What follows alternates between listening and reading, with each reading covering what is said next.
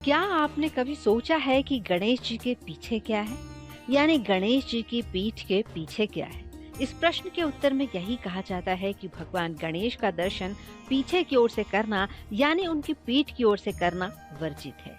मान्यता है कि गणेश जी के पीछे यानी उनकी पीठ पर दरिद्रता का वास होता है। इसीलिए श्रद्धालुओं को पीठ की ओर से गजानन के दर्शन नहीं करने चाहिए। ऐसा करने पर घर में गरीबी और दरिद्रता आती है। कई अनचाही अनजानी परेशानियां भी सामने आने लगती हैं। ये भी बताया गया है कि पीठ के दर्शन करने से पूर्व अर्जित पुण्य कर्मों का प्रभाव कम हो जाता है। अच्छे कर्म आने वाले जीवन में शुभ करने, अच्छा भाग्य, घर परिवार और सुख दिलाने में मदद करते हैं।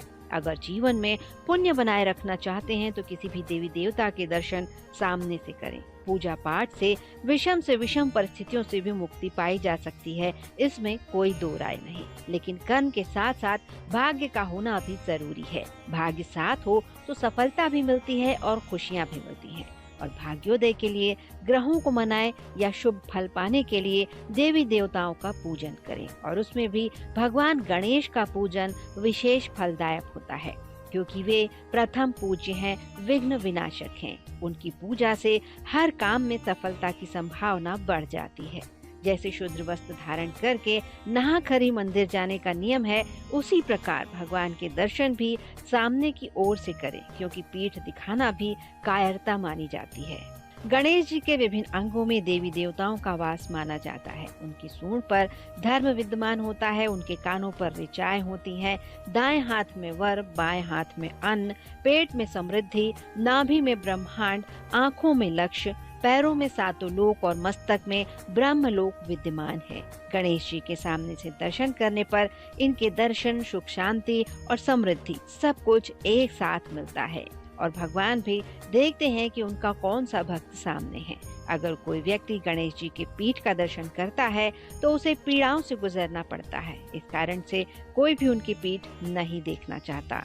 यदि गलती से भी भगवान गणेश की पीठ के दर्शन हो जाते हैं तो उनका वंदन और पूजन करके क्षमा याचना की जा सकती है।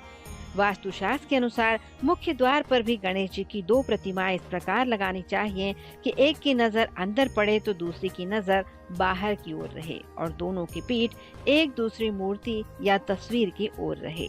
द्वार के बाहर अगर एक प्रतिमा लगाते हैं तो अंदर ठीक उसी स्थान पर वैसी ही दूसरी प्रतिमा या फोटो लगानी चाहिए, ताकि रिद्धि सिद्धि का घर में प्रवेश हो सके। गणेश जी के पीछे दरिद्रता का निवास होता है, इसीलिए हिदायत दी जाती है कि घर में रखी कोई भी गणेश प्रतिमा की पीठ घर के बाहर की ओर ही रहे, या फिर उनकी पीठ के पीछे कोई भी ऐसा कमरा या स्थान ना हो जो घर से जुड़ा हुआ हो।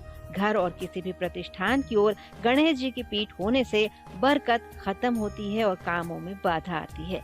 इसीलिए गणेश जी की स्थापना के समय ये ध्यान रखा जाता है कि मूर्ति का मुख दरवाजे की ओर ना हो, वहीं उनके पीछे दीवार जरूर हो। मंगल मूर्ति का मंगल मुख देखना सौभाग्य कारक है। ये भी कहा जाता है कि गणेश जी की पीठ के दर्शन करने वाला व्यक्ति बहुत धनवान हो तो भी उसके घर दरिद्रता का प्रभाव बढ़ जाता है। इसी वजह से गणेश जी की पीठ ना देखें, यही बेहतर है। Nupur Sharma, India ahead.